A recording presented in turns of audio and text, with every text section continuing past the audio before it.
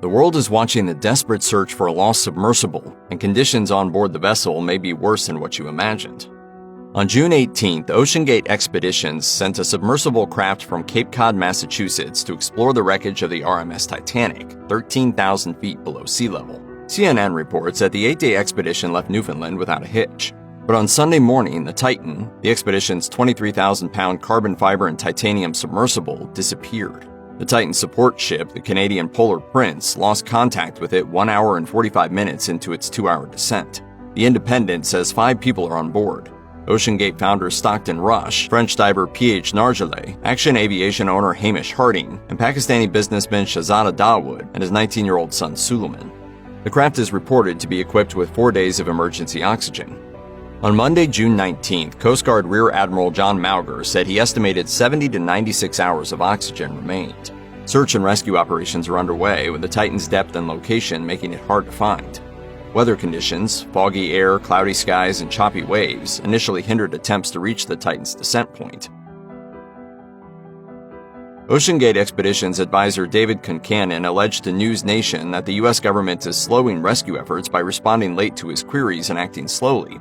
But another cause for concern is the reported quality of the craft itself. A CBS Sunday morning segment, originally broadcast in November 2022, went viral as news spread of the missing craft.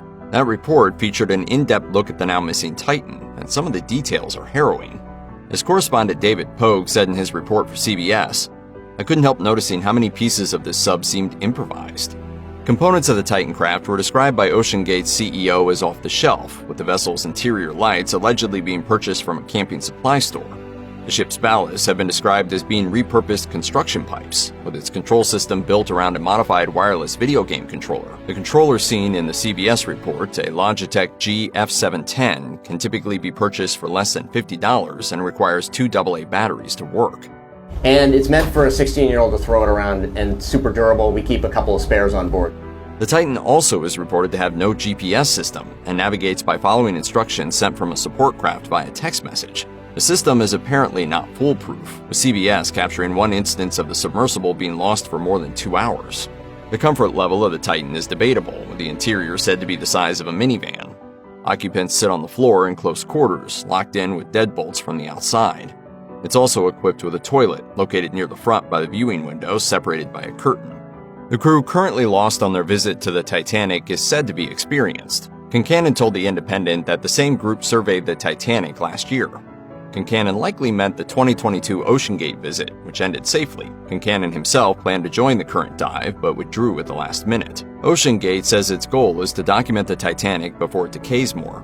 In May 2023, BBC News showed footage of a mapped 3D model of the Titanic by Magellan Limited. The ship is a mess of debris and refuse. Magellan's model, a digital twin, shows every encrusted door, twisted staircase, crag of metal, and discarded glass bottle on the ship, even the serial number on its propellers. But historian Park Stevenson on BBC News states that many questions persist about the Titanic's crash, such as where it hit the iceberg that sank it. That's why companies like OceanGate want to study the ship as much as possible before it disintegrates. Coast Guard Rear Admiral John Mauger told USA Today about the difficulties in conducting a search for the lost Titan, before noting, "We are deploying all available assets to make sure we can locate the craft and rescue the people on board." The US-Canada joint search started with 2 aircraft from each country and a commercial vessel. More ships and aircraft will join the search later. OceanGate said in a statement, "We are deeply thankful for the extensive assistance we have received from several government agencies and deep-sea companies in our effort to re-establish contact with the submersible. We are working toward the safe return of the crew members." Action Aviation Managing Director Mark Butler, a company owned by billionaire Hamish Harding, one of the 5 missing expeditioners, expressed similar sentiments. Butler told the Associated Press, "Every attempt is being made for a rescue mission. There is still plenty of time to facilitate a rescue mission. There is equipment on board for survival in this event. We are all hoping and praying he comes back safe and sound." Despite this expertise, the 5 people on the Titan are technically tourists, having reportedly paid $250,000 each for the trip. OceanGate began the venture in 2021 with a goal of pioneering tourist visits to the Titanic. It's a goal that remains in question amid the desperate search for the company's lost submersible.